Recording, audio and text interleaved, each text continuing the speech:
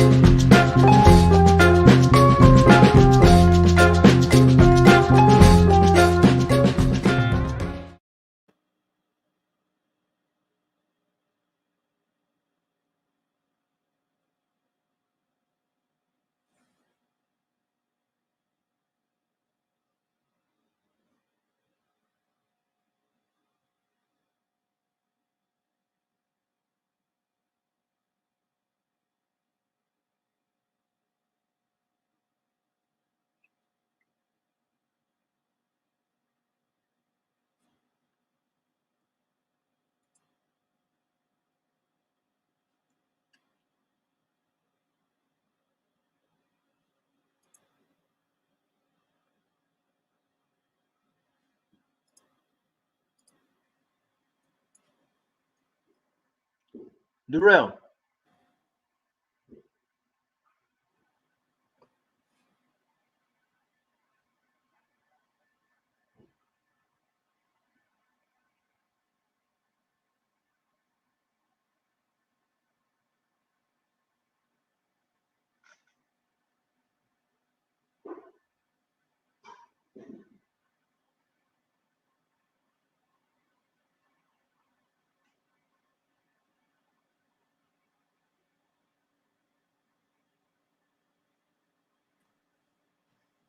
Daddy Brown, you're live. Yeah, I know. I'm waiting on Darrell. I can't hear him.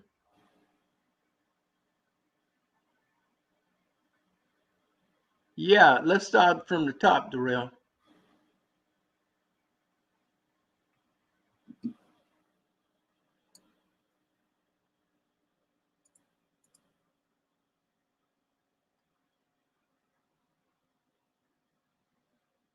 Bless up, bless up. What's going on? Okay, we're just having a technical problem. We'll be with you in a minute. I think we're going to have to start from the beginning because we are already 2.5 minutes in, and you can't have that much dead time. Uh, so we're going to start from the beginning, from the top again. Yes, sir. Can you hear me, Darrell? Darrell is our engineer. I'm not hearing him, so um, he's muted. Darrell, Darrell. He's probably going to get on shortly. Yeah. Darrell is typing in the chat, the private chat, and he's telling you to go ahead because we're live. So let's go. Okay. He's telling us to go ahead. Yes. He's saying to go ahead on the live chat. Okay.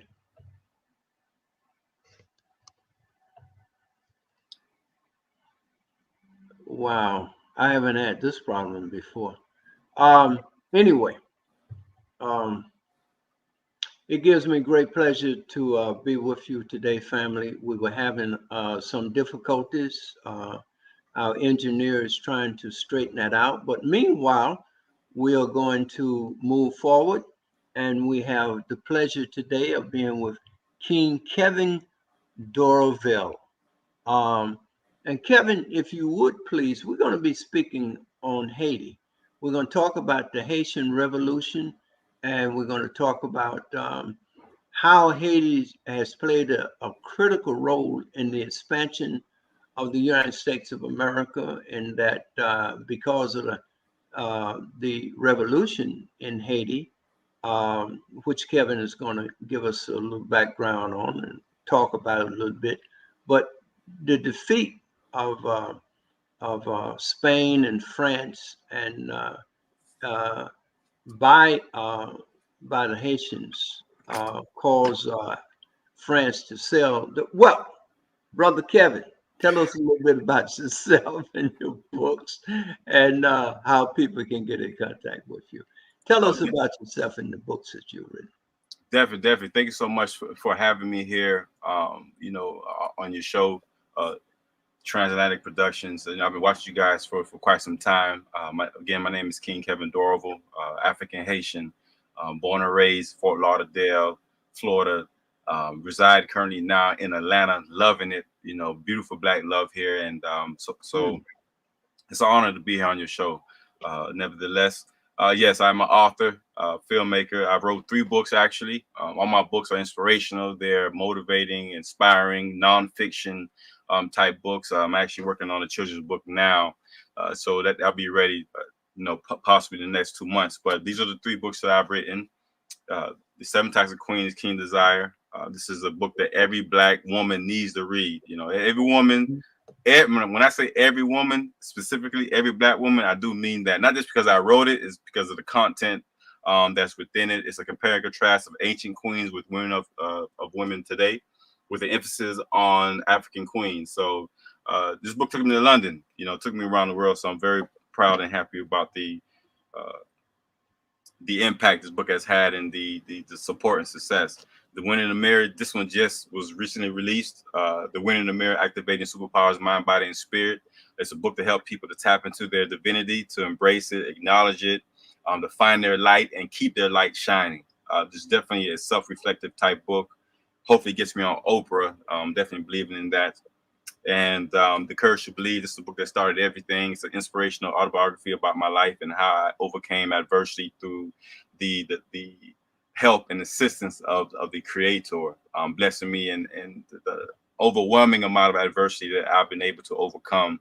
And actually, this book is also the named after my nonprofit, The Courage to Believe International, where we help inspire our youth to learn how to play chess, be proactive thinkers, be intentional and purposeful to every move they make, and to understand that life is chess, not checkers. So we started a nonprofit years ago in order to assist our youth to avoid the school to prison pipeline, to reduce the recidivism rate and also the suicide rate amongst Black community, the youth in the Black community. So that's me in a nutshell. KevinDorval.com is my website. Thanks for putting it on the bottom.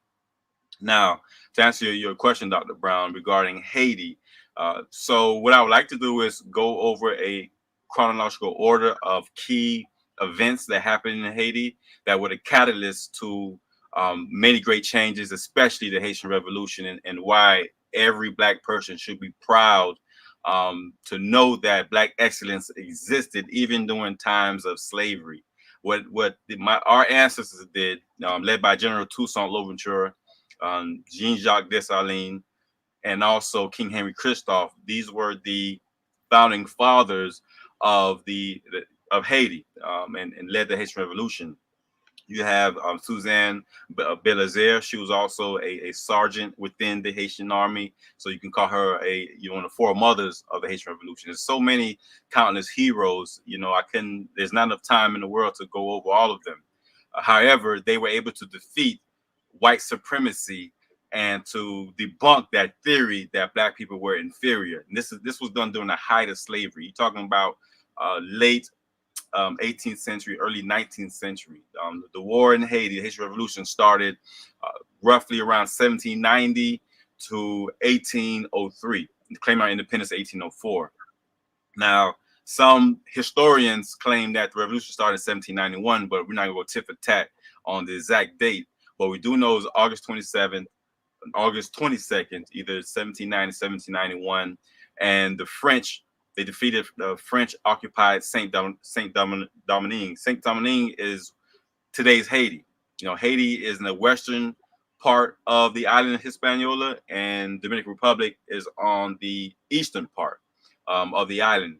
What many people don't know is that once upon a time, the whole island used to be one island when Toussaint took over and next, the whole island to be one. This is something that the French did not like because it was a direct defiance against General Napoleon Bonaparte's orders, which was for Toussaint to only be the governor of Haiti, and didn't want him messing with the Spanish side that was run by Spain of the DR. Now, why is that so significant? The fact that Haiti was able to, one, defeat the French, the British, and the Spain. Um, almost at the same time. This was a General Toussaint Louverture was a chess playing king. He was a master at the game of power.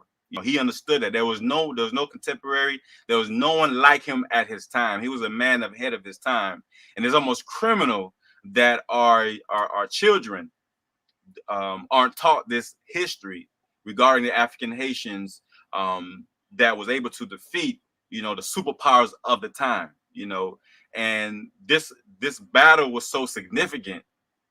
The victory that General Toussaint led with his soldiers was imagine a black man, imagine a black man leading 20,000, 40,000 black soldiers. Majority of the army were all black, but he did have officers that were French, white men, French, German, Polish within his army, so to have a black man lead, and have white men take orders from him, that was unthinkable. It was unthinkable then at the time. It's unthinkable now to this day.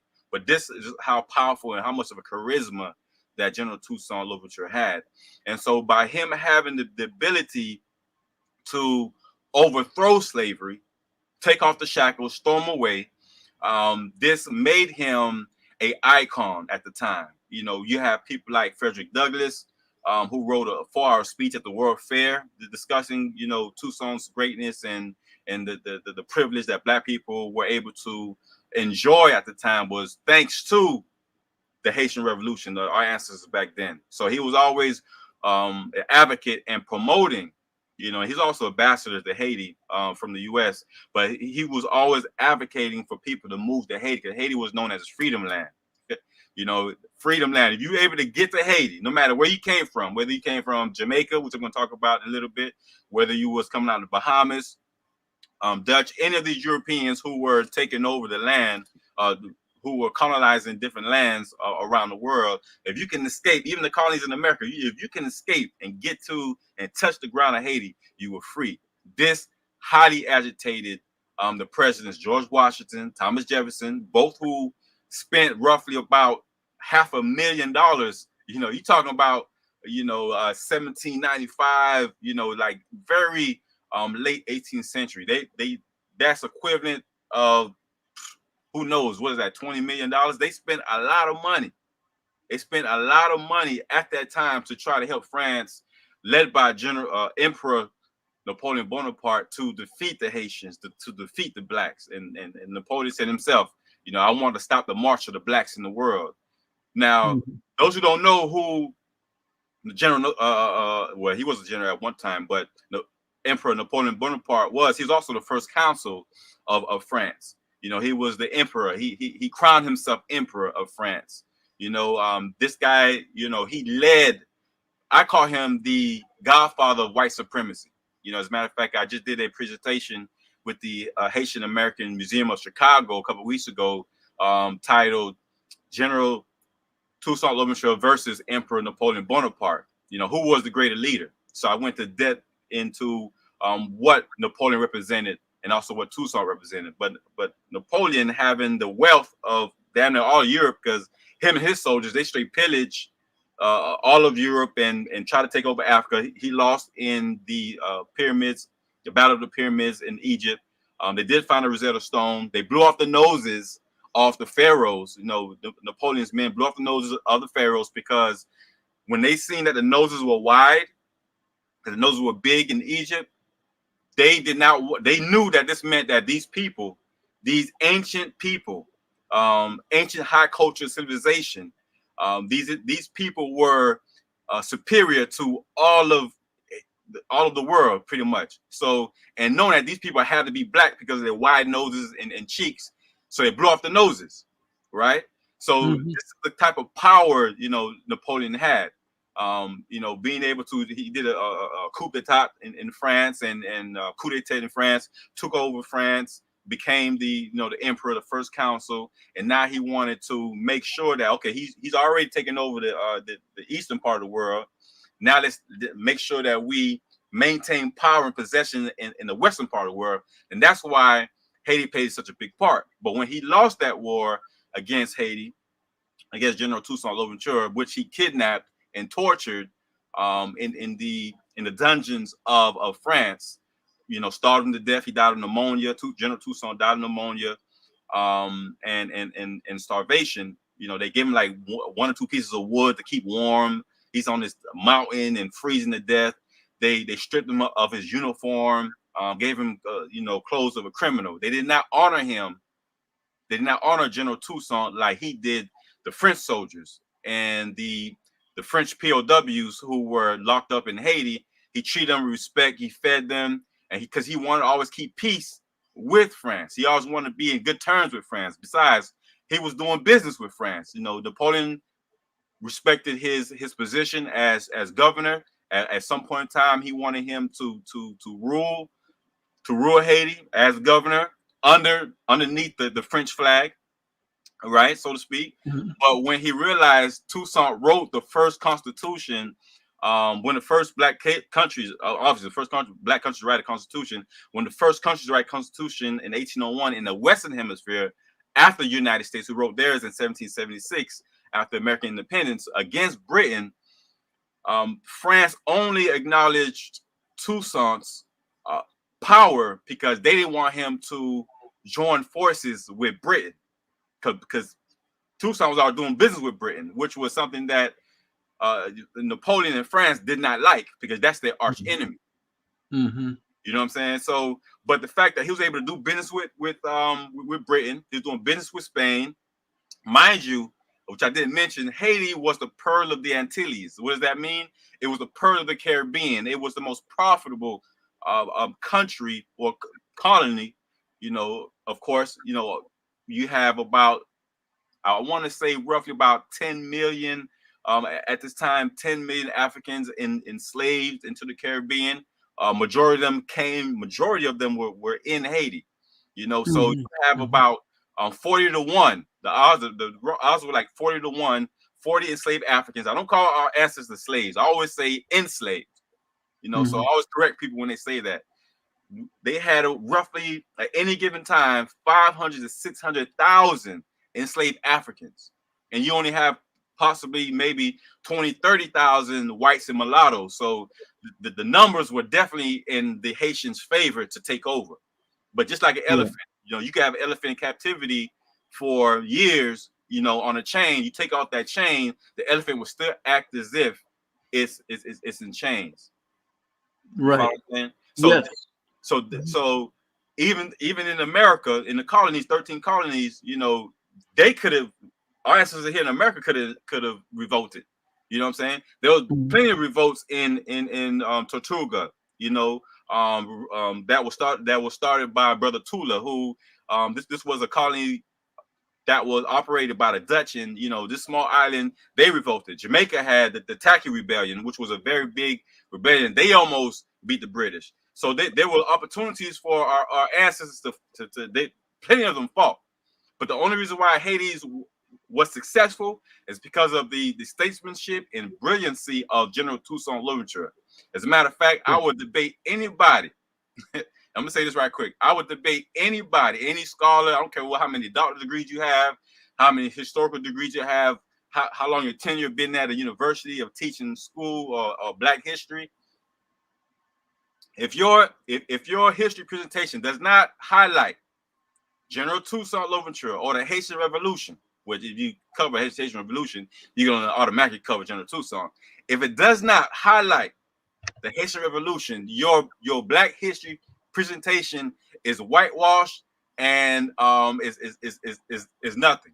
Without the Haitian Revolution, it's not going to contain the substance to show the power of Black beauty and Black excellence and Black unity. This was the greatest achievement, one of the greatest achievements of all time of our people. And that is why they don't teach this in schools. Because, even for me, when I was in college, a quick story, when I was in college, I sacrificed, wanting to know my history, because at Florida Atlantic University in Boca Raton, Florida, South Florida, they didn't have African history course. But me, Yeah. when you go to college, you go to school Monday, Wednesdays, and Fridays. Most people, or Tuesdays and Thursdays, you take the other days off. By the time my junior year came around, they offered African Studies and History of the Caribbean, which were some of the two greatest courses I ever took.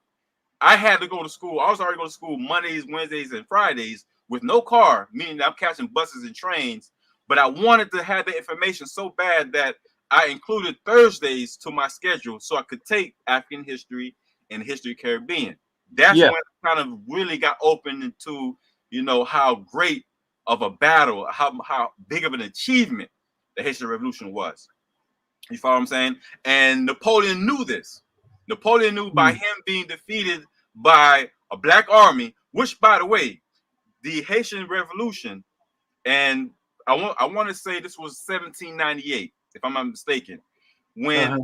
the British Army surrendered to General Toussaint under the leadership of General Maitland of the British Army. This is the first time in history a European army surrendered to a black army. It's never happened in history, and possibly never happened ever again since. Don't quote me on that, but it's definitely the first time that has ever happened. So this is the critical importance. Now, moving forward, because we want to get to what happened with the earthquake in this last weekend. I want to also state that Thomas Jefferson, George Washington both hated the possibilities of a black republic, but it was happening anyway. As a matter of Right. fact, the U.S. did not acknowledge Haiti until right before the Civil War that took place 1862. They didn't acknowledge Haiti for 60 years. They didn't acknowledge Haiti's independence. And Haiti needed that to do business. Now, I mentioned that Haiti was the richest, most prosperous colony in the world at the time. And some people may be asking me why. Well, why do you say Haiti was the richest colony at the time? I'll tell you why. One, they had over 500,000 enslaved brothers and sisters on the island. They were number one in growing sugar, Mm-hmm. cocoa, indigo, tobacco, and what's the last one I'm missing? Sugar, coffee. Haiti exported 60%. It supplied the world 50% of its sugar, Europe 60% of its sugar, 50% of Europe's coffee. And they had to directly do business with France, no other countries. But once Toussaint took over, and this was a brilliant man. He wasn't just a brave soldier. You know what I'm saying? He wasn't just a great equestrian. He wasn't just a Right. great politician.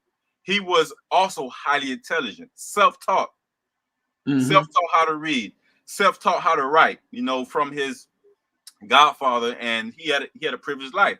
He was free at the age of 33. He bought a slave at the age of 33. Got married to his boo, Suzanne Baptiste Louverture. He married her, and he always read. He read books by Machiavelli.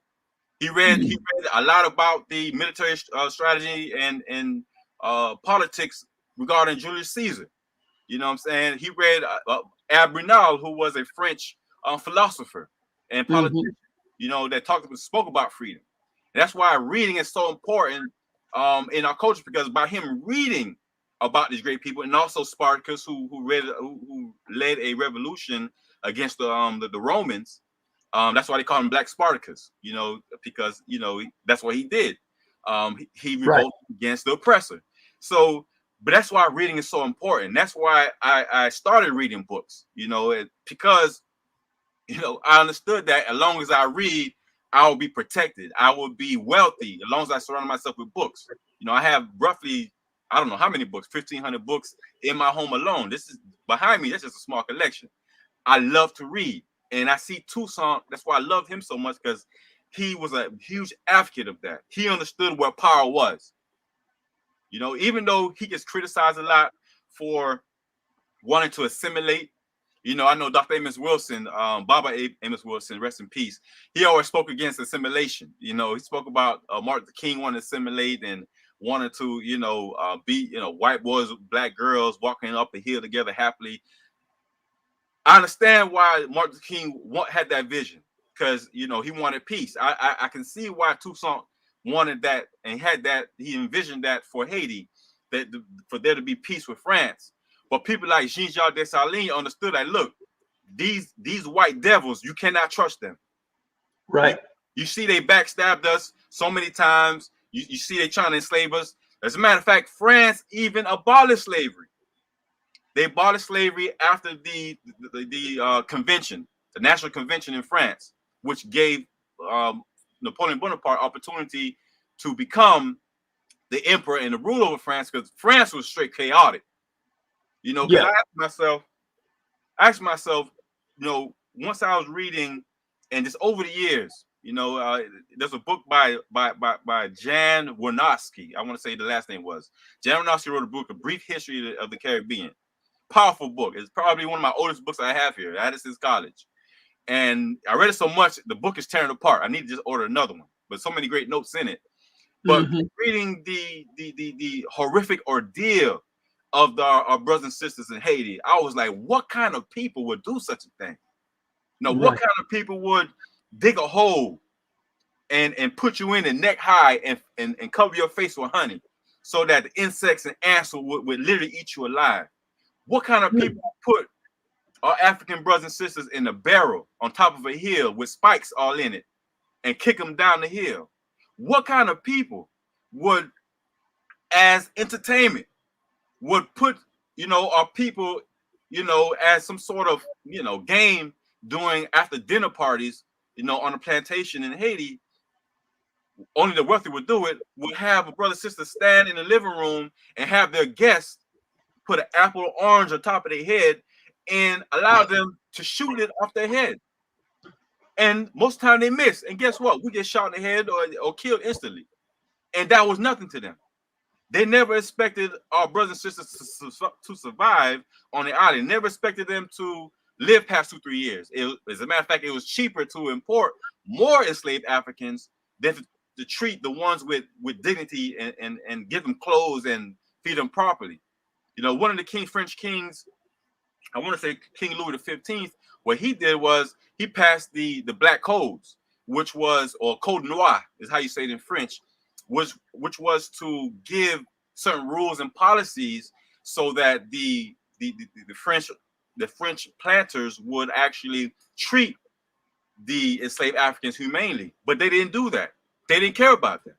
You know, so that literally set the tone. It gave the environment that was conducive for a revolution, because they was treated so harshly. At least the enslaved Africans in the colonies, 13 colonies of America, they were treated with some sort of respect. There was some sort of laws in place and people who somewhat enforced them, which we know that no matter where you was, you still treated like crap. You know, you were still, chattel slavery was a very ugly thing. And it's very unfortunate that even today, they're trying to get, I'm sure you know about it, Dr. Brown, they're trying to get rid of the teachings and information about slavery out the school books right now as we speak. Correct. Yes. And I mean, and so how are they gonna talk about Civil War if you do that? How are you gonna talk about Reconstruction? So if they do that, there's so many parts, key events in American history that they won't be able to talk about, because if they remove that information, which would be a crime, which I'm not surprised, they're already not teaching us about Marcus Garvey. They're already not teaching us about General Toussaint Louverture and Haitian Revolution. You feel me? So we have to fight against things like that, because it keeps reparations and justice for our ancestors in front of people's mind. So, and but moving forward, let's move forward from 1804, 1825. The French, you know, after we received our independence, we took our independence. We didn't wait for no paperwork. We didn't wait for paperwork from the master. We went and took ours. You feel me? And I'm always proud of that, you know. And as a matter of fact, that's Haitian flag behind me right there. Right. So 1825, President Boyer, Haitian President Boyer, agrees with the French to pay. Well, actually, the French came in you know, with 20,000 boats and cannons ready pointing at Haiti, forced Haiti to pay 150 million francs for their independence, for their freedom. They call it a indemnity tax. I mean, that's insane. We're gonna pay you because we fought for our freedom. You enslaved us, killed us, mutilated us, but we gotta pay you 150 million francs. And I used to, you know, it bothered me for a very long time. Why would President Boyer agree to make a deal with a devil like that? fight them again. If they want to go to war, let's take it. You know we about that business. But you see, what happened was, Boyer being a mulatto, and Haiti had about 125 class system based on your skin tone. I mean, you guys think that paper bag skin test is something in the U.S. There's nothing what was going on in Haiti, because Haiti has always, ever since then, during the Haitian Revolution, and they were playing the Haitian Civil Wars after Toussaint was taken out. They have a class system from light skin to dark skin. I mean, and you in Haiti, even to this day, if you're not light skinned and you're not well connected, then you're gonna be poor. It's always been the mulattoes, the French speaking mulattoes versus the Afro Haitian Creole speaking Haitians. So that's still going on to this day. And thanks to people like Napoleon who set that tone that, Haiti's open for business. They took out our leaders. When they took out General Louverture, who already built a school, started a bank in Haiti, was building roads in Haiti, really putting in that work. And, he was so highly revered that white women even put a crown on his head. They crowned him. They threw flowers at his feet. And matter of fact, Toussaint was called Papa Toussaint, because he had a father figure love, and it was just he was so simple to the point where he understood the laborers. He knew his power force was amongst the black laborers in Haiti. In a way, he reinstated slavery, but not how people think he did. He had to let people think that to enslave Africans in Haiti, that they were going to be slaves, so that he could let them free. Toussaint was sending money to the U.S. and Dessalines was having white men come to America, go to Jamaica, go to Bahamas, go to Martinique, and pay white men to act like they were slave owners, to negotiate, purchase a bunch of enslaved Africans, bring them to Haiti, and free them. That's what he was doing. So, I just had to set that tone. And by the way, before I forget, Toussaint would also he had a plan to invade Africa, the slave ports of Africa. He sent millions of dollars to the U.S. to Stephen Girard, who stole $6 million of Toussaint money and started Girard College. You know what I'm saying? This is an Italian man who was also a thief before he met Toussaint. I don't know why Toussaint even did business with him like that, but he stole $6 million and started Girard College. But Toussaint was getting ready to invade the slave ports of Africa to fight the Europeans at the slave ports. Toussaint was a real life avenger. That's why they call Haiti the real Wakanda. These were the liberators. They weren't talking about it. They wasn't just talking, you know what I'm saying? They actually did the work. And that spirit and pride is still in us today. Now, moving forward, 1915, 1934, after France caused us to pay this $150 million for, our freedom and to be recognized, and back to Toussaint just a little bit, he understood that the only way, and he quoted this plenty of times in the C.L.R. James book called The Black Jacobins, The Haitian Revolution, and the Rise of Toussaint Louverture. You guys haven't read that book?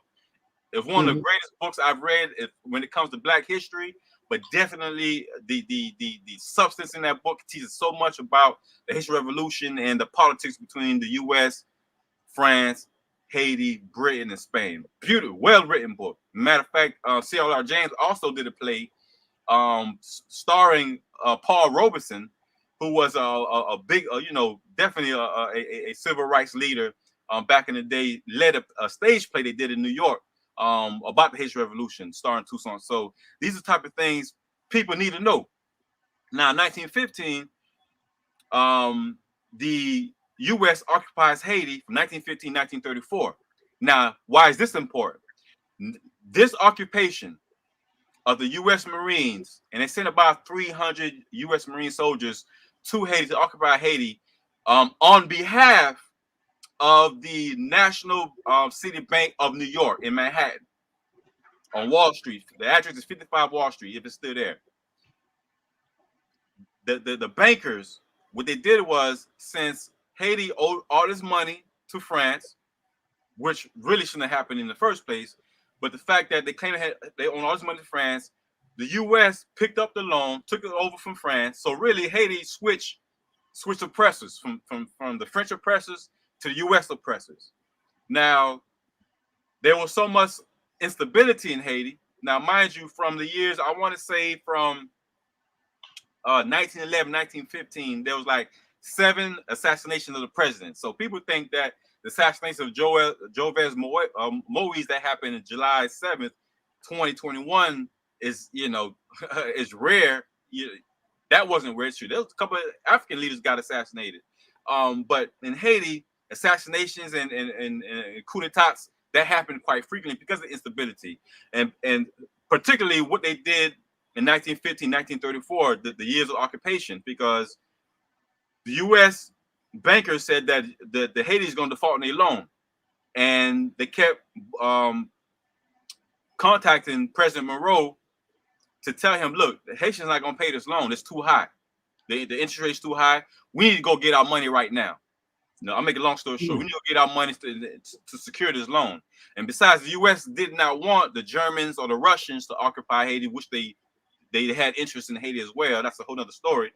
But they went and took 500,000 out of the this was a National Bank of Haiti. The National Bank of Haiti. They took $500,000 of the treasury from Haiti. This crippled the economy. This act specifically made Haiti a target to not be able to defend itself, as we can see right now. Little to no economic resources to help itself, to have the government functioning for itself to serve the people. You know what I'm saying?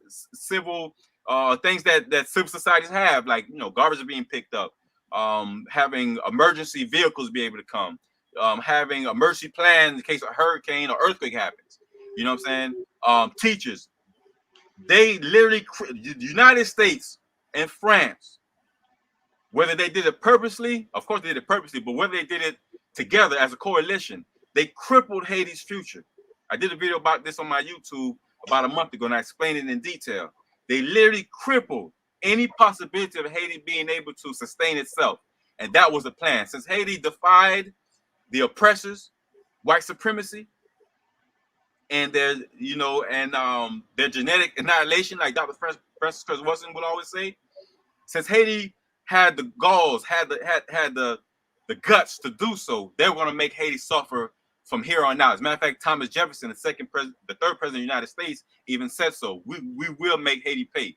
And Napoleon Bonaparte, as I mentioned, wanted to stop the march of the blacks at no matter what cost, because he knew as big of a propaganda specialist he was, he knew that this would be an embarrassment to France and to his name to the end of time.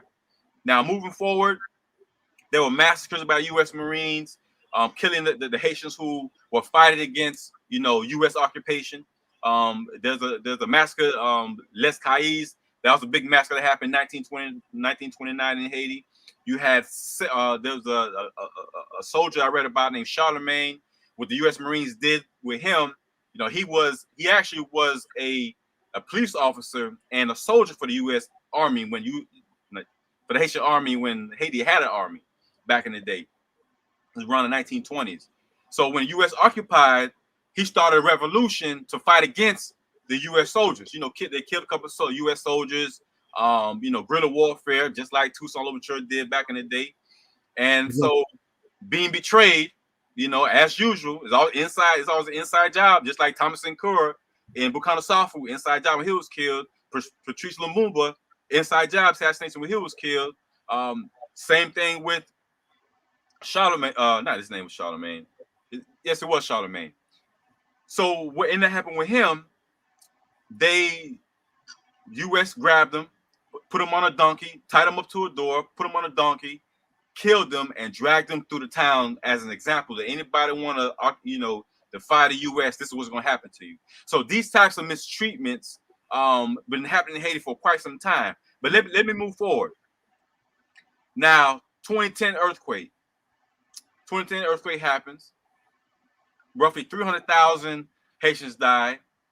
Unfortunately, many people just stuck under the building, never to be found. Mass graves, people just dumped everywhere. I mean, it's literally has turned certain part. Now, Haiti's a beautiful country. I've been to Haiti. Can't wait to go again. Haiti's a beautiful country, but it has many parts of Haiti has turned to hell on earth. And I will tell you why. The 2010 earthquake was not a natural earthquake. This was a man-made earthquake by a software called HARP. Now, this software, high frequency or rural program. That's what the abbreviation stands for. And what it does is HARP shakes the earth when they're looking for natural minerals, whether it be oil, gold, zinc, iridium, which Haiti is filled with iridium, which is why Haiti is really considered the Wakanda, because iridium is one of the hardest metals and most expensive metals in the world. It's fire resistant. So they need it for spaceships and missiles and all types of military armory. Now, once they released that HARP, it shook Haiti, because you think about it, Dominican Republic was barely hit. The U.S. Embassy. Now the painting, I was told by a friend of mine who went to the U.S. Embassy right after the earthquake 2010. Now the painting fell off the wall. This is not the embassy is in Port-au-Prince. How was not even one painting falling off the wall? This, just like the U.S. Marines from 1915, 1934 occupation in Haiti, they released this HARP and searched for the oil and gold in Haiti, which they found. They so conveniently found right after the earthquake. Now, the reason why I know, on top of just knowing how demonic the U.S. can be, because they bombed Hiroshima. You know, they didn't have to use that bomb, but they did it anyway. So Right. if they were able to put a bomb on top of the earth, what makes you think they won't put a bomb under the earth? So Right. if it's 200, 300, 500,000 Haitians die, they black anyway, who cares? Go ahead, kill them. Let's get this money. This is the type of bloodsuckers we're dealing with. And all these Haitians died. All our brothers and sisters died. You know, I have people. My family died. My family is mainly in the northern part of Haiti, Cap Haïtien, where you have the Citadel and Palais Saint-Souci, which is northern region of Haiti. Matter of fact, you ever get a chance to go to Haiti, you gotta go see the Citadel. That right there just shows you the genius of the Haitian people. Saint-Souci, one of the greatest palaces ever built in the world, and they never gave, because Haiti is a black nation, they never gave them the props for those structures. The reason why I mention it is that these structures in the north side, matter of fact, the capital of Haiti used to be, up until 1771, it used to be the capital of Haiti, Cap Haitian, before it came to Port-au-Prince. Now, moving forward, now HARP, this software called HARP has received a lot of criticism and a lot of conspiracy theories. This HARP software used to be, and I believe it still is, obviously, because they just did another earthquake 2021. HARP used to be a U.S. Marine research program. This used to be directly operated by them. Now I don't remember which year, I want to say 2000, sometime after the 2010 earthquake, 2015, they handed it over to the University of Alaska. So now University of Alaska is operating this HARP software. Now, let me tell you the powers of this software, this technology. It can manipulate the weather. HARP has been used to manipulate the weather so that they can direct when and where it rains. Some people believe it has the powers to manipulate the frequencies of your brain cells. We have 80 to 200 billion brain cells, and there's frequencies constantly communicate with each other with the neural pathways in our brain.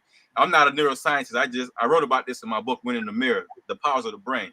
So a lot of these strange behaviors, people believe it's a direct impact from the HARP technology, which is a little far-fetched, but I wouldn't doubt it though, because we know they're recording us every time we have, on our phones and our televisions. The technology is there, and they also use HARP, as I stated earlier, to shake up the ground to make it easier to locate ores and minerals.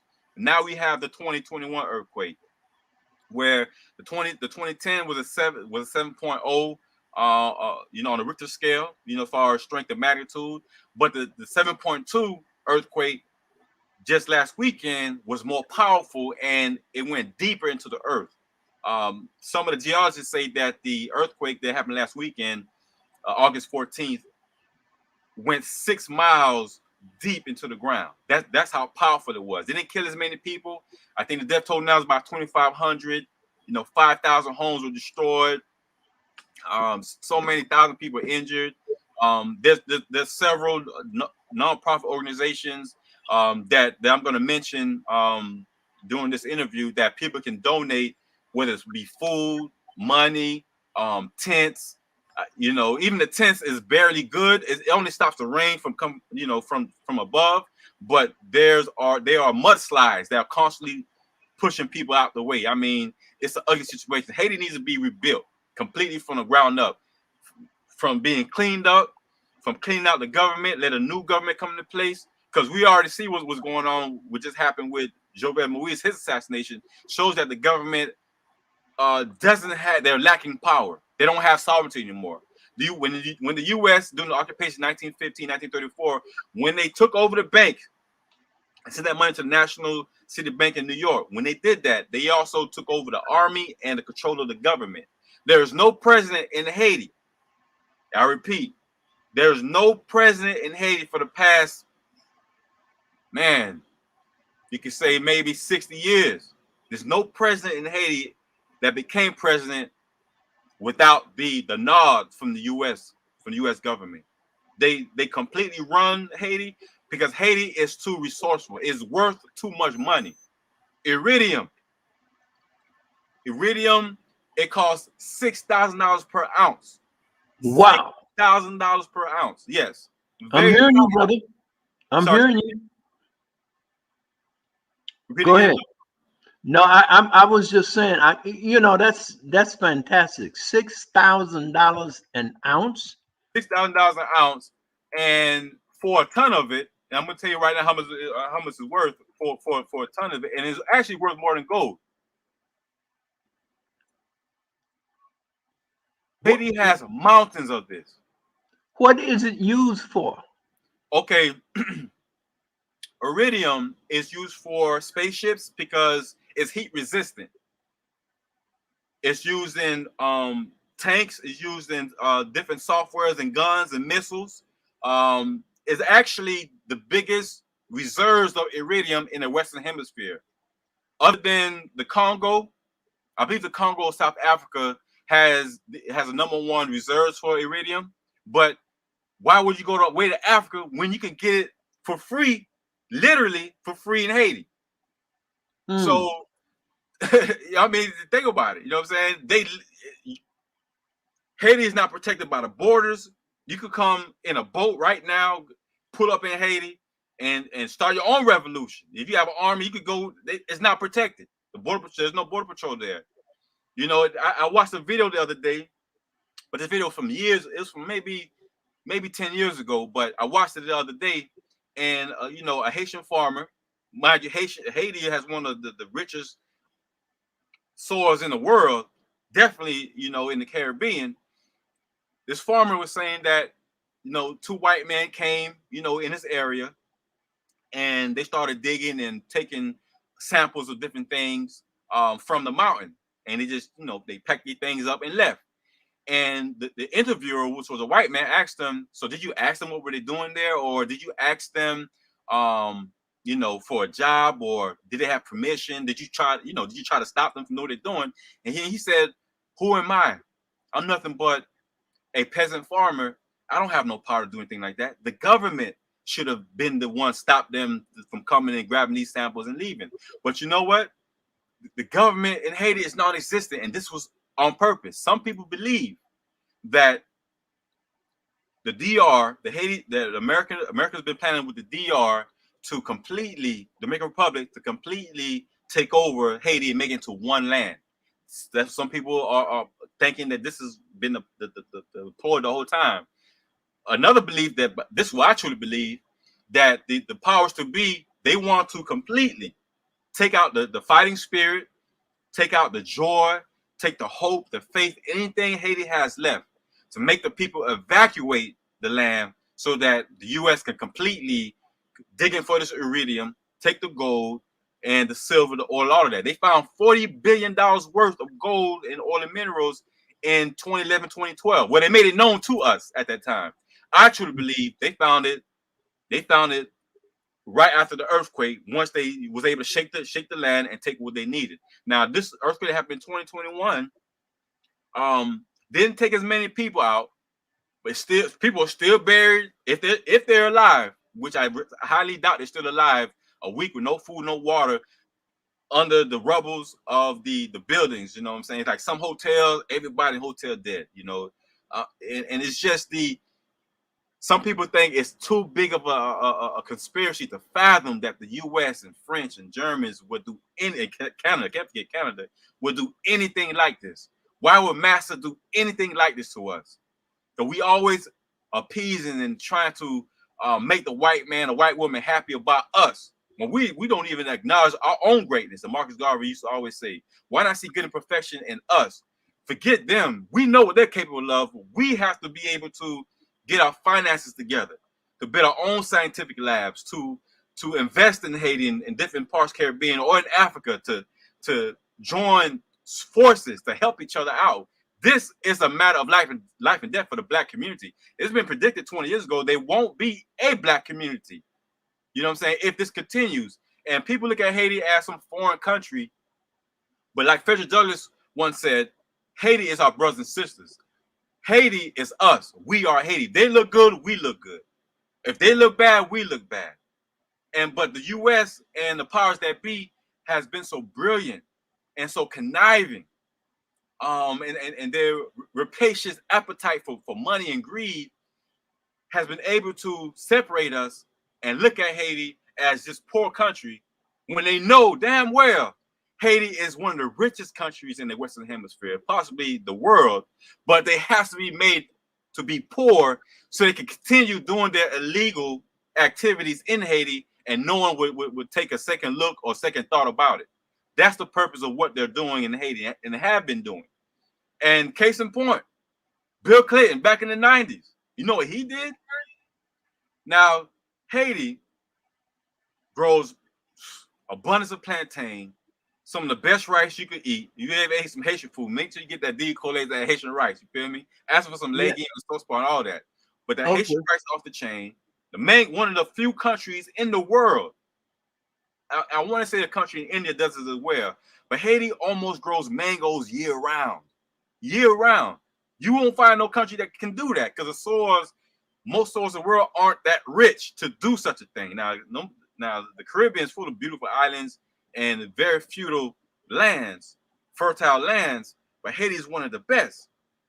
Clinton successfully made Haiti. Now this to show you and to add on what they did in 1915, 1934, to add on to that, Clinton made sure that Haiti stopped growing their rice because they destroyed a lot of the soil, and they made only a few people be able to grow rice in Haiti, in which they have to jack up their prices, inflate the prices, and make it unaffordable to the people.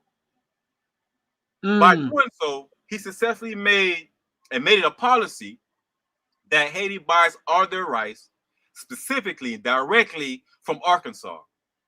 Come on, man. This is a Caribbean island. We don't need to go way to Arkansas, order import no rice from Arkansas. We've been growing our rice since the 1700s. Toussaint Louverture, like I mentioned earlier, he always stated that the prosperity of Haiti is in its agriculture. If we can grow our own foods and do business internationally, we will be prosperous.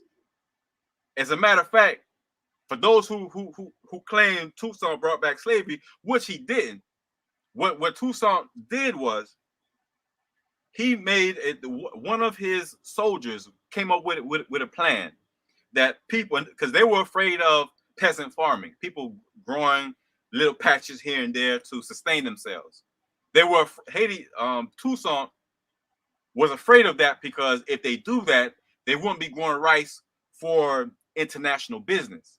So to circumvent that, and this wasn't his idea, this was one of the ideas of one of his soldiers who was also a great agriculturalist, just like his wife.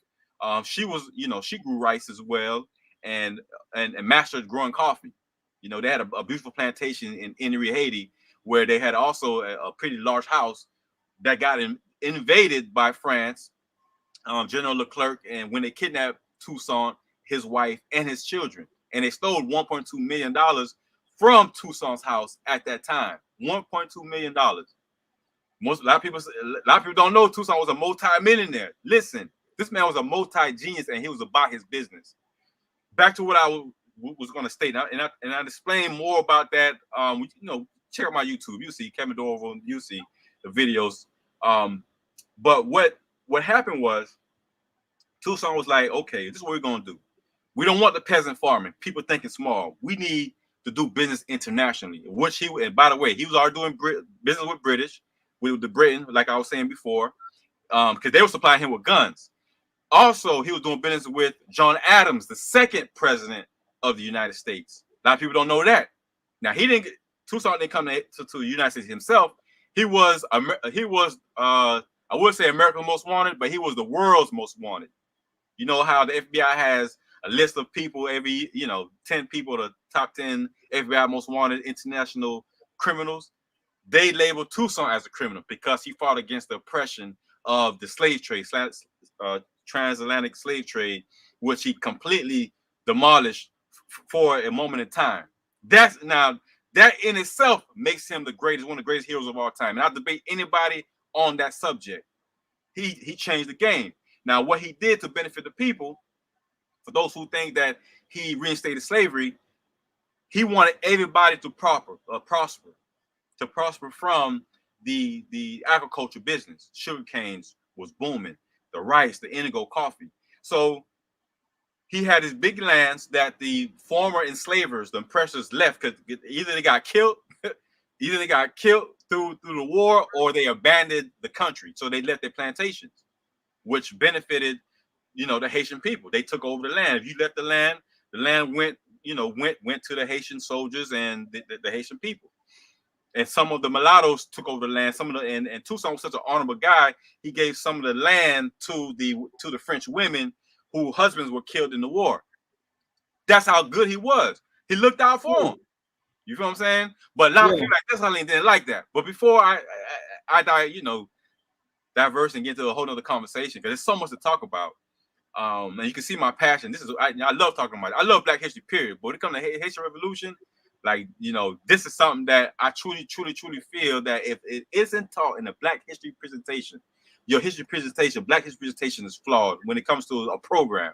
When it comes to an overall program, you're talking about different key individuals. If you don't mention General Toussaint all over your Haitian Revolution, your program is whitewashed. And if you just don't know about him, then it's definitely a crime or insult, to your intelligence. I'm just saying, everybody. I was watching the other night. Forgive my sweating here. I was watching the other night on Different World. Whitney, who was on a Different World. Those who watch Different World with Dwayne, Whitney, the Sinbad, the whole cast. She had a Black history. She was teaching the kids Black history in the class. Whitney became a teacher. And it shocked me because the whole show, Whitney is represented, or she has a character of someone bougie and thinks she's better than everybody. She picks her nose up at everybody, so to speak. But she turned to a conscious woman. Still beautiful, still classy, but a conscious woman. She teaches these Black kids about Black history, and she mentions General Toussaint in the discussion. And I was like, wow. So, and they don't have shows like Different World no more. Why? Because they want to make us brain dead. They want us to value European holidays, European thoughts and values instead of our own. So they take out shows like Family Matters, Different World, The Cosby Show, so that we can stay focused on loving hip hop. What's going on, with this rapper or this person or this singer, who's sleeping with who. So, but anyway, Toussaint made it possible for the farmers to benefit from the farming as well. So everything that the Bill Clintons did, everything that the occupation of 1915 and 1934 did, and also when Toussaint wrote the Constitution 1801 and 1803, which, by the way, this Constitution that he wrote said that, and this is the first time in any constitution in the world, even the U.S. Constitution, who was written before Haitians Toussaint put in there, excuse me, he put in there that everybody's born free. Everybody's born free. That was not written before Toussaint put that in the Constitution. Mm. And a lot of people don't know that. So Right.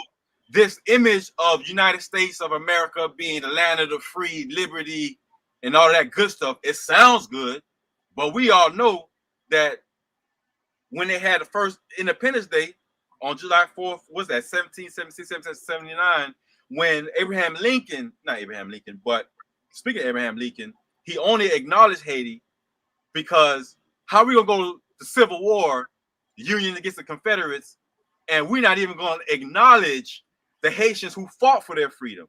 But we finna fight to we're going to fight the South, the Confederates, because they don't want to let slavery go. So he had to acknowledge the Haitian independence, or he'd be looking like some sort of hypocrisy. Now moving forward, before I forget where I was at, I don't know, but it's so much to talk about. But I would love to answer any questions. I'm sure I see comments are coming in. I'm gonna let people go ahead and answer their questions. And I love to answer them, God willing, I can. I just wanted you to touch on the expansion of of the Louisiana Purchase. What America directly gained from the Haitian Revolution by defeating the French? How did that impact their ability to buy that land at a few cents an acre? And that territory almost doubled the size of America. And that was directly a result of the Haitian Revolution. So America owed Haiti. Mm-hmm. Can you speak on that briefly? Yes, definitely. Now, the French, the Louisiana Territory, which was the original name before it came to French, the Louisiana Purchase, France owned land in the North Americas. And when France lost the war to the Haitians, it was a 12-year war from 13 year war from 1790 to 1803, 1804. Napoleon had to sell because they were going bankrupt. Napoleon started losing his power, losing his luster, and the French government was like, "Hey, we can't afford this war against. Hey, listen, this thing is over with. We're gonna lose all of France if we don't." If you ever watch these movies where people be on a parachute and they have a choice, either continue falling down at a rapid pace, gravity is gonna pull them down. Either you cut the rope so you can let loose the parachute, or you continue going down and crash. France decided to cut that string with Haiti for that time being, because they were losing financially. They lost thousands of men. I mean, thousands. I mean, I want the numbers. I want to say the France lost roughly about 50, 60,000, possibly 100,000 soldiers messing with Haiti, like over the years. I mean, they would not let it go. Now, with that, plus they already fighting, like as I mentioned, Britain was always arch enemy of France. So they fight France, Britain, Austria, Russia, Germany. They formed a coalition to fight Napoleon. So they needed money. They have this land, Louisiana. That's why, in Louisiana, you have such a strong French, Haitian, Creole tradition and culture there. It's because France was sending enslaved Africans to Louisiana as well. So, and most of the French operated and colonized were extorted, kidnapped Africans from western part of Africa, Dahomey, which is a warrior kingdom. You know what I'm saying? This warrior kingdom is what actually helped the soldiers in Haiti fight and win those wars, because these were people, majority of the people in Haiti were African born. So they still had that warrior spirit, the lessons from battles they fought already before they had to fight the Europeans. Now back to Louisiana. Napoleon sold Louisiana for Louisiana Territory, which greatly expanded the territories of the United States. The United States doubled in size. If it wasn't for Haiti beating France, I don't know what the U.S. would look like right now. But it probably would have took another war, because as you notice the behaviors of Europeans, if you study the works of John Henry Clark, or Destruction of Civilization by Chancellor Williams, the works of Dr. Francis Welsing, Dr. Diop, the name go on and on, you get a very good sense of European psychology. Is one of barbarity, savages, and they'll do anything to win, anything, even sell their own souls to the devil, which are devils themselves. Now the reason why I state this is because when Louisiana was sold to the U.S. for $15 million at the time, which is a lot of money, and pretty much about 15 cents an acre, they pretty much, that was a steal of a deal, and the U.S. has been trying to buy this land from France for quite some time. However, France and U.S. always had like an alliance together, always. As a matter of fact, in 1779, roughly about 800, I want to say 800 soldiers. Some people say 750, 600. Roughly about 800 soldiers, Haitian soldiers, volunteered to fight the British during the American independence in Georgia, in Savannah. It's called the Siege of Savannah. And so these soldiers, Haitian freed men, freed, not enslaved, volunteered to come and help America fight for independence against the British. That's something not taught by history books. But thank God, the African American Association had raised $250,000 to erect a huge statue of about 6 soldiers in Savannah, downtown Savannah. I spoke there a couple of years ago, way before the quarantine. I think 2019, 2018. I spoke there in front of the statue. Beautiful statue. So luckily, we was able to get that statue up there just as evidence and proof that Haitians has always been involved in American politics, American government, and American freedom. Now, when Thomas Jefferson, who was the president at the time when Louisiana's Purchase was made, now he was able to send Lewis and Clark expedition where he sent these people to travel throughout the land of the U.S., see what the land looks like. Can we expand westward? Which happened. You got Louisiana, you got Montana, Idaho, South Dakota, North Dakota, parts of Canada, Wyoming.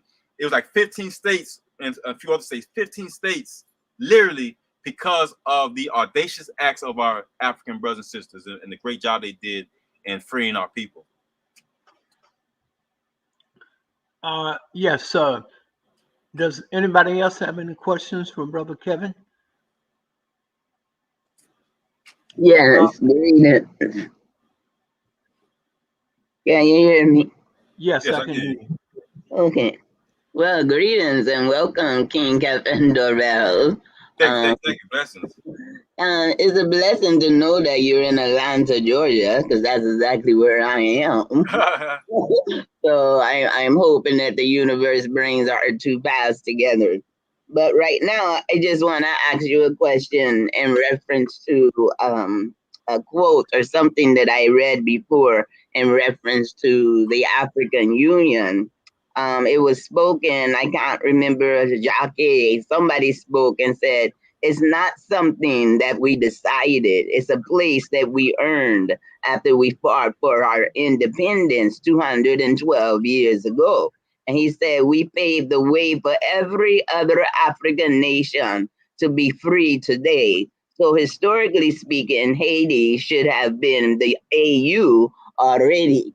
So now that you see that they declined from a seat, Haiti being a seat in the AU, how do you feel about now seeing Israel as an overseer? That doesn't make any sense at all. For one, I always ask myself, and thanks for asking that question. I've always asked myself, why isn't Haiti part of the AU? That's something that's it doesn't make any sense. How can the land of the liberators not be part of the African Union? And the fact that Israel is overseeing it, that just shows that the AU is possibly ran by European interests. Is European interest in it? It's not completely all black, all African like we thinking. Obviously, if Israel is overseeing it, I think it's a disgrace. I think it's disgusting, to be honest. I'm complete. Okay. I want to ask you. This question just popped up in my mind. We was talking about France and America having been allies all the time, but France fought in the on the side of the South in the American in the Civil War.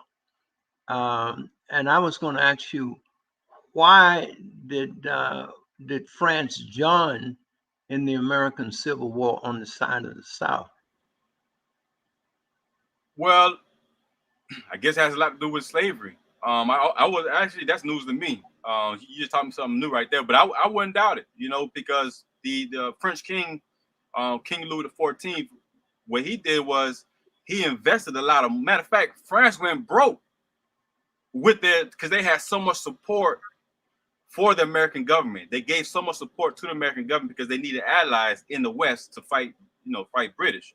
So the fact that France went broke because of it. The French Revolution happened, and things were just chaotic over there. In France, it's no surprise to me that they also funded and helped in the Civil War. And the fact that they sided with the South, perfect sense. The South wanted to keep slavery, the North didn't. Not that the North was the Union was all clean. They stood, we were still niggers to them. You know what I'm saying? They just didn't want like Abraham Lincoln said, the only reason why he emancipated the Africans, the enslaved Africans, was because it was destroying the country. He didn't want the country to tear apart. Now the South, being an advocate for slavery, they wanted to keep our people in the shackles, and France still got our people in shackles in the Caribbean and God knows where else. It only makes sense that they would have funded the South. That doesn't surprise me whatsoever. Uh, you're a very spiritual person.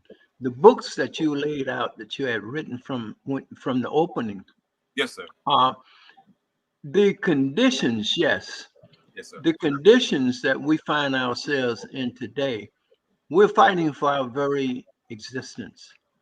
Um, and this, most of our people don't understand the nature of this warfare. We have mentioned, several times that we really are fighting against the devil. And when I say the devil, I'm talking about the evil. Because if you got good, you got to have evil. If you got up, you got to have down. You have hot, got to have cold. They're both on the same pendulum. It just depends on where you are to zero. Whether you're on one side of zero and things get smaller, you're on the other side, things get larger, and zero may be a balance.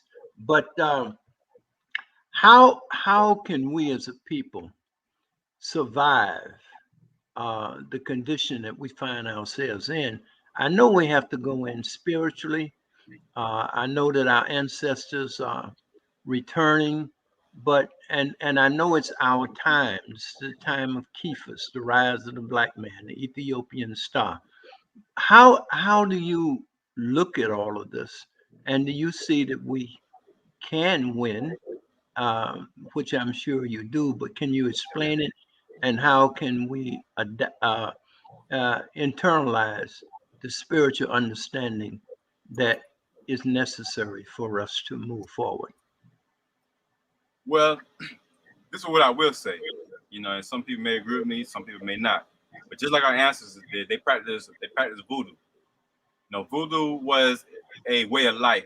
It's a spiritual thing. It's not about curses. It's not about harming people. It's in tuning yourself with your spiritual ancestors, those who are past and those who will come before us in the future. Now, General Toussaint, Jean Dessalines, Henry Christophe, Duty Bookman, Makandal, these people were the ones who actually had a ceremony, Wakaremon, before the Haitian Revolution actually kicked off. There was always little battles in here and there because they knew at that time, and as we know as today in 2021, that this battle that is before us is one of a spiritual matter. When you Africans when we tap into our spirituality, and history shows us this, when we tap into our divinity and we understand who we are and not accepting or acknowledging what the Europeans claim that we are, when we tap into the spiritual realm, which is far more powerful than the physical realm, far more powerful than what we see with our eyes and what we can touch. Until we get to the point where we can tap into that spiritual energy that our ancestors were able to do, we will be enslaved again. Now, I'm not saying everybody, but collectively as a people, we are in a very backward state. We don't honor our daughters. We don't honor our sons, our grandmothers, our grandfathers. We don't respect our women to the degree that we used to. Our women don't respect the men as they used to. So there's a lot of internal things that we need to fix first before we can take on the battle externally. Because one thing that divided the Haitian Revolution from all other revolutions, even the ones with Nat Turner or Demar Vesey, who were both inspired by General Toussaint and the Haitian Revolution. What made the Haitian soldiers, the Haitian warriors so powerful was their unity for one another, their respect and love for the most part for one another, collectively to defeat a common enemy. As Black people, we don't think we have enemies. We think everybody's our friend. We think that, the European holidays, Christmas, Thanksgiving, Easter, we need to devote all our energy and power into uplifting that. We need to spend hundreds of dollars towards tennis shoes and Jordans and Gucci outfits instead of investing, $5, $10 in a book or even the kids' book to help our children begin to read, so that one day when they have a chance to read a book about their ancestors, like C.R.R. James did in the Black Jacobins, to understand their importance and their greatness. Until we get to the point where we can come into unity and face the common enemy, that one enemy, we will always be oppressed. As a matter of fact, they're trying to enslave us again. What we are seeing now is a revelation of what the Bible has been talking about, ever since it was written. We are in the end of times, and possibly the Black population, not just in Haiti, but soon to be in the U.S. Because if y'all thinking China is gonna be nice to us, you got another thing coming. Because we worried about the Europeans, we need to be worried about the Asians as well, who are taking territory throughout Africa. You can see what they're doing in Jamaica right now. You know what I'm saying, with the mining, and luckily Jamaicans are fighting against the mining that's going on in the island of Jamaica. But in Haiti, they are completely trying to wipe Haitians out. They was been losing hope before 2020, before the assassination of President Jovenel Moise. Now with this earthquake, they were already losing hope. They were already on the verge of possibly even committing suicide. And I believe that's what they want. They want to drive the people to completely annihilate themselves, to separate themselves from their great history of their forefathers, of our forefathers, so that we can accept what we're seeing with our eyes physically. We must tap back into our spiritual powers, pray to our ancestors. I ain't talking about to the white man God, the white Jesus and all that. We need to get and tap back into the deities of our ancestors, because once we embrace our ancestors' powers, then we can use those powers to manifest it into the physical world. If we don't do that, I am afraid what's going to happen to the majority of our people here in the U.S., in France, in Brazil, definitely in Africa, Jamaica, Bahamas, because with this COVID stuff that they just concocted, this virus that they created to wipe out half the world, it's going to get worse before getting better. You guys better suit up with these books. You better suit up with the spiritual power and knowledge and prayers and meditation, because we're going to need it. This is a battle of spiritual dominions, demonic. These people are completely demonic. If you look into the history of France, look at the history of people of Britain, you know what I'm saying? If you look into their history, not recent history, talking about like from the 1500s, year 10,000s, when these people, with the sacrifices they were doing, what the origins of Valentine is, the origins of Christmas, when they were sacrificing children to these different gods that they worship. These people are trying to take over. There's a new world order on the horizon. As a matter of fact, we are living in it. So I definitely pray that we all get together, form an alliance, and put aside the petty differences. You know, Marcus Garvey once said black people suffer the most because of petty differences in religion, economic status, education, and we let all these things stop us from getting together. We let our emotions stop us from actually building a business and doing things together so we can get back to that level of black excellence or black Wall Street or what the Haitian Revolution was. Because Haiti was once the most beautiful island in the Caribbean. Man, people find it hard to believe, but it once was. They completely destroyed it to what it is now. I truly know that one day the spirit of Toussaint will be resurrected from the dead, whether it's through his physical, his spirit directly from the dead, his bones, someone resurrecting his bones and leading the new leader, whether it be a woman or a man. Something very revolutionary has to happen because a sign what's going on in Haiti it's the sign of what's going to happen to black populations worldwide. Mark my words. King Kevin said this. Brother Kevin, we're coming to the end of the program, but already we just getting started. Look, if there are people who have questions, you know, I could stay here until tomorrow listening at the history that you bring us. Yes, I'm hoping you'll come back again because we didn't even touch on the women in the revolution, and we need to pay particular attention to the role of our women because without their input, and there's always been black women, whether in the black background of, you know, with Marcus Garvey, I don't care what it has been, the Harriet Tubmans and so forth. Our women have been, they weren't necessarily by our side a lot of times. They were leading the revolution, and without their spirit and without them playing the role of Isis, as in ancient days when the enemy self killed Osiris. Amen. And it took our sisters, you know, who understood to come together and put Osiris back together again, and where the Immaculate Conception comes from. But the role of the Black woman, and especially today, when we need her more than ever, we need her spirit, her strength, her insight. We need her love because she is who brought us into this world. And without her, without your mother, brother, you ain't going nowhere. Nowhere. No, you ain't going to even get here without her. And we don't seem to realize that or to understand that. And we call on them bitches and whores and all kind of demonic acts that we want them to do. You know, all this bullshit. Excuse my language, but that's the way I feel about it. So you have written a book on that, and if you're in closing, just touch on that a bit, if you will. Oh, definitely. You know, I kind of mentioned softly about Suzanne Belair. She was a Haitian woman. She was a sergeant who led thousands of men in war. Also mentioned Suzanne Simone Baptiste Louverture, who was his Toussaint's wife.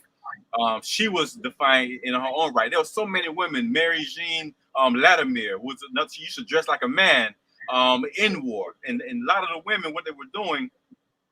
Those who worked in the house, they were poisoning the slave masters, poisoning their children.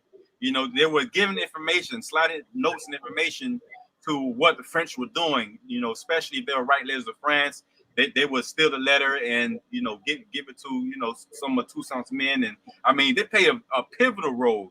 As a matter of fact, the Haitian flag was created by a woman. So there's so many great things about our Haitian queens, and in my book, 7 Types of Queens, King Desire, you're talking about a chapter in my book called A Warrior Queen, where I do talk about the greatness and the, let me make sure you guys can see it pretty clear, the greatness of our women. This book is I cannot stress it enough. Every woman in the world, red, white, black, yellow, blue, needs to read this book, especially our black queens, because it emphasizes our black queens. What are you, a spiritual queen, a cooking queen, a natural queen? Are you a sexy queen, a wise queen? Are you a healthy queen? You might be a combination of them all. This isn't an end-all, be-all book for women, but the way the direction of our women is going from to divinity to I don't know what's going on today, but you can see the behavior, in social media, the lack of responsibility or understanding the divine greatness. The black woman was considered God, still is considered God, by many people, thanks to people like Dr. Ashamuka Shango, who's actually the spiritual force behind this book. Believe me, you read his book, African Woman, Original Guardian Angel, or the African Genesis, you'll see why I haven't quoted so heavily in this book. I can definitely say he probably wrote this book for me. But the book isn't only for women. It's actually for men as well. That's why it's called 7 Types of Queens, Kings Desire. Because what is it that a real king needs? See, a lot of guys don't understand. You think you're just born into this world, but your mother probably breastfed you and sent you along your way. But no, the first teacher of every man or woman is a woman, your mother. The seat of the throne is actually representing, that's a queen. In Kemet, you cannot be a king if you did not get crowned by a queen. From Queen Tai, Nefertiti, Nefertari. You have dozens of queens throughout the motherland. And our queens today the bottom line is our queens today need to rise up. Our women today need to rise up. Because if our women do not rise up, raise the standard, then our men will always be backwards. So our men are in a backward state right now. They're highly feminine, highly sensitive, emotional, can't control themselves, going after sexual gratification every chance they get for the most part. And it's because that foundation in the homes of their mother and father was not there. And a lot of it has to do with our queens. Accepting the BS that men bring to the table. Wanting a man just because he has a nice car, nice clothes, or his talking game was good. You know what I'm saying? Mm-hmm. Women back in the day, you had to prove yourself. You know what I mean? Even with eagles. I talk about in 7 Queens, the Eagles test. A male eagle has to prove himself in order for the female eagle to accept him. He had to pass the flight test. Women today, we ain't putting no man through no test. If he looks good, his social media profile is pretty good. He gets a lot of likes on Facebook and tons of views on YouTube. Oh, he's a man for me. Look at what happened to Blood of Polite just recently. I just made a video about that recently. Yeah. You know what I'm saying? You know what I'm saying? So just because he has all these likes and shares and is an influencer on social media does not make him a quality man. This book clearly defines what a woman of quality is and what a man of quality is and what we need to strive for so we can change the backward state that we're currently in now. And thank you for that. And again, my website is kevindorival.com. IG and Twitter is @courage2believe. That's number 2, @courage, number 2, believe. And definitely, I'm getting ready to make a presentation on, as I mentioned earlier, the General Toussaint versus Napoleon Bonaparte. It'll be set up live. Well, I'm not going to do it live, but I'm going to publish it sometimes in the week, doing the recording, and then I'm going to publish it. So definitely follow me. Let me know what your organization is doing. And if you guys want to, and Dr. Brown, if you don't mind, I want to mention a couple of websites if people want to donate to Haiti. Now, our nonprofit, Rosette Courage to Be International, we have a program called Rosette Pierre Creative Arts Center and Museum, which is named after my mother. So we were already doing this fundraiser to raise up to help the children in Haiti, with their education, and also the children here in Atlanta. So we have a GoFundMe going on right now, Rosette Pierre Creative Arts Center. You're going to see the link at the bottom of the comment. So please share it. If you can't donate, please share it. But here's a few other organizations I want to mention before we go, because I know time is far-fetched now. And so glad you guys had the patience. Now, for those who want to help, donations are made possible. There's thecouragetobelieve.com. That's our nonprofit. Courage, TOBelieve.com. Then you have the TO Me Foundation, the TO Me Foundation.com. You have the Haitian Alliance Nurse Association International. You can there's HANA, which stands for HANA. There's a Haitian nurses here in Georgia. That's the foundation. The chapter I'm connected with here in Georgia is HANA, HANA International.org. That's HANA International.org. Then you also have the Haitian Chambers of Atlanta. They're having a big meeting on Thursday Follow my Instagram. I'm going to post it. So those who want to donate clothes, tents, food, medical supplies, anything you can think of, Haiti needs it right now. Our people are there. It's beyond. It's a beyond dire situation right now. It's like they're losing hope, losing faith. If I didn't have so much going on right now, I'll be in Haiti right now. As a matter of fact, I have a newborn baby that's on the way. This actually any day now, so I can't go to Haiti and miss the birth of my child. Even though if I was General Tucson, he'd probably do that because General Tucson. And the reason why I'm saying that because true story, when General Leclerc, the Lieutenant General of Napoleon came to Haiti with 20,000 ships in order to save Haiti for another war because he knew Haiti couldn't take it no more. They've been fighting 12 years. Man, we don't want no more war. Even though they could have done it. Lieutenant General Dessalines believed, man, we could take them again. Forget 20,000 ships. They on our land, we can do it. But what Tucson did, which is controversial, when they brought his two sons back, from France, because they were getting educated in France, and Napoleon was using his kids as pawns, right? Yeah. Tucson literally, when they gave him his two boys, he hugged them.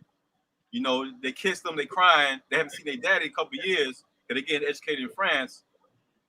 He literally gave back his sons to the general and told them, we don't want any war. You can have my sons back. I'm like, what? So that's how passionate, that almost crazy, Tucson was about Haiti and the liberation of his people. He would give up his only begotten sons. He gave his only begotten sons to France to save Haiti, and it didn't save Haiti because they ended up going to war anyway. And Cesar Dessalines led the Romanian Revolution and made Haiti independent January 1st, 1804. Hey, King Kevin. Yes, sir. Man, I appreciate you so much. You got to come back. You gonna come back with us again? Man, anytime, any day. You pick a time and day. I'll be there, Dr. Brown. Not a problem. I want to thank you. I want to thank our our brothers and sisters for staying with us. And look, make a donation. Help Brother King David and his associates bring aid to Haiti. We need it. We need the love. We need your vision and your will. We need togetherness. So with that, I'm going to sign out. But I love you all, and peace and power. Thank you, King David, again. Keep Kevin in the building. Many blessings. Yes, sir.